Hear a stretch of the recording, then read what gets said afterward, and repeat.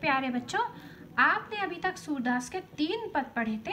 आशा है आपको पसंद आए होंगे। अब हम पढ़ेंगे सूरदास का 4था पद। इस पद में भी गोपियाँ कृष्ण पर कटाक्ष कर रही हैं। उनके मन के बड़े ही गहरे व्यंग्यात्मक भाव इस पद में व्यक्त हो रहे हैं। गोपियाँ ज्ञान मार्ग को व्यर्थ बताते हुए स्वयं द्वारा प्रेम मार्ग पर चलने का ही पक्ष सिद्ध करने का प्रयास करती हैं। उद्धव से कहती हैं, पद पढ़ते हैं बच्चों, हम इसका वाचन करते हैं। हरिहर राजनीति पढ़ी आए, समझी बात कहत मधुकर के, समाचार सब पाए। एक अति चतुर हुते पहले ही, अब गुरु ग्रंथ पढ़ाए। बढ़ी बुद्धि जानी जो उनकी, जोग संदेश पठाए। उधर भले लोग आगे के, परहित डोलत धाए। अब अपने मन फेर पाई है, चलत जो हुते चुराए। ते क्यों अनीति करे आपुन जे, और अनीति छुड़ाए। राज धर्म तो यही सूर, जो प्रजा न जाहि सताए।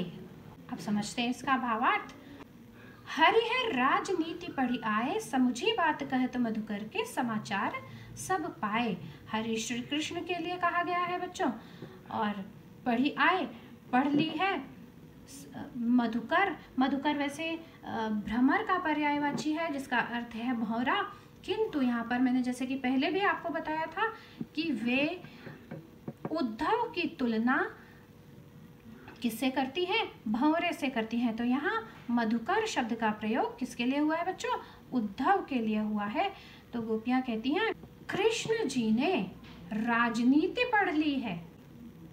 ये बात हमें इस प्रकार समझ में आई है, जो उन्होंने मधुकर यानी कि उद्धव के हाथ जो उन्होंने योग साधना करने के लिए हमसे कहा है, वो समाचार जब उन्होंने सारे हमें सुना दिए हैं, तो हमें यह बात समझ आई गई है कि श्री कृष्ण ने तो राजनीति को भली भांति पढ़ लिया है, उसका अध्ययन अच्छी तरह से कर लिया है।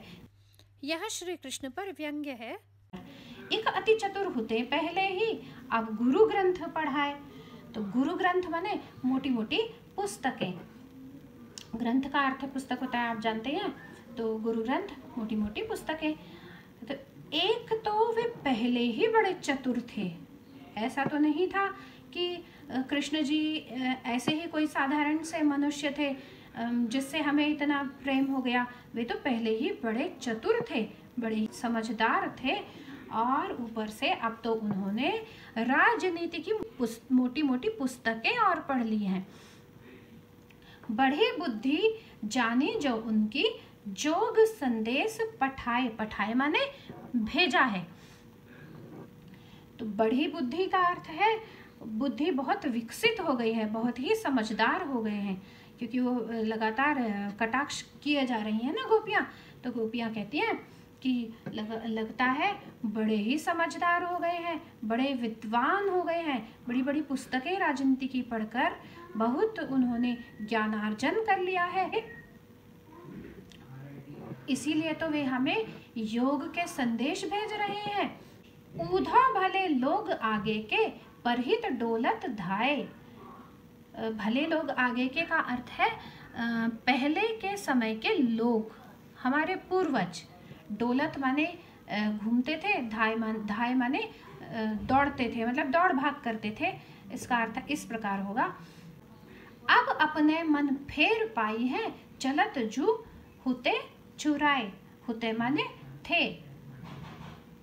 गोपियाँ कहती हैं कि पहले के लोग जो हमारे पूर्वज थे, वे बड़े भले हुआ करते थे, क्योंकि नैतिक दृष्टि से वे दूसरों को हानि पहुंचाने के विषय में कभी भी नहीं सोचते थे, नीति का पालन किया करते थे। तो पहले के लोग तो बड़े ही भले थे, जो दूसरों के हित के लिए इधर उधर दौड़ भाग किया करते थे। पर हित का अर्थ है दूसरों का हित, दूसरों का कल्याण करने के लिए इधर उधर दौड़ भाग किया करते थे।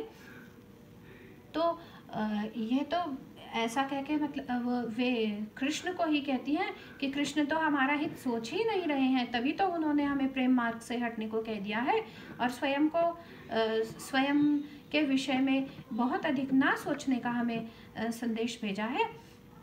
तो भाई उद्धव, एक तो बहुत अच्छी बात यह भी हो गई है कि चलो ठीक है, अब ऐसी ही बात है तो हम ये मान लेते हैं कि अब हमारे मन जो उनके साथ चले गए थे, जब वो जा रहे थे मथुरा के लिए, तो हमारे मनों को चुरा कर ले गए थे। हमारा मन उन्हीं के साथ चला गया था। हम भले ही यहाँ थे, तन से हम भले ही यहाँ थे, किंतु मन तो हमारा सदा उन्हीं के साथ था। तो चलो एक आशा तो हम, एक सकारात्मकता तो हम ढूंढ ही सकते हैं, एक आस तो हम लगा ही सकते हैं कि शायद हमारे मन ही हमें वापस मिल जाए। जब वे इतने कठोर हृदय के हो गए हैं तो क्या पता हमारे मन ही हमें वापस मिल जाए। ते क्यों अनीति करें आपुन जे, और अनीति छुड़ाए।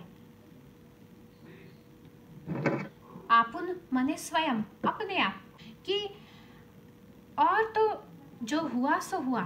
पर एक बात हमारी समझ में यह नहीं आती कि जो सदा नीति की बातें किया करते थे, जो सदा नैतिक शिक्षा दूसरों को दिया करते थे, धर्म अधर्म की, नीति अनीति की बातें कहा करते थे, उन्हें क्या हो गया है, वे स्वयं कैसे अनीति के मार्ग पर चल रहे। भावार्थ यही है कि गोपियों का मानना यही है कि हमारे संग बड़ा अन्याय हो रहा है कि हमें योग साधना करने को कहा जा रहा है और कृष्ण जी से दूर रहने को कहा जा रहा है। उनके दूर रहने का मतलब उनके विचारों में हम ना डूबे रहे, ना निमग्न रहे, ऐसी सलाह हमें, ऐसी शिक्षा हमें दी जा रही है। राजधर्म तो यह सूर जो प्रजा न जाहि सताए। चलो हमने यह मान लिया कि मथुरा जाके वे राजा बन गए हैं। अब भाई राजा भी यदि वे बन गए हैं तो कवि सूरदास कहते हैं कि गोपियाँ कहती हैं कि यदि राजा भी वे बन गए हैं तो क्या राजधर्म क्या है, राजा का धर्म क्या है, एक राजा को प्रजा के विषय में क्या सोचना चाहिए, ये नहीं जानते क्या? उन्हें नहीं पता कि राजा बनने के बाद राजधर्म यही है कि अपनी प्रजा को ना सताया जाए। यदि वे राजा हैं तो हम उनकी प्रजा हैं, तो प्रजा का कल्याण ही राजधर्म है। क्या वे यह बात नहीं जानते? अंत में वे इस प्रकार उद्धव से कहती हैं। इस प्रकार यह कविता यहीं समाप्त होती है। आशा आपको अच्छी लगी होगी। तो बच्चों कमेंट और लाइक अवश्य कीजिएगा।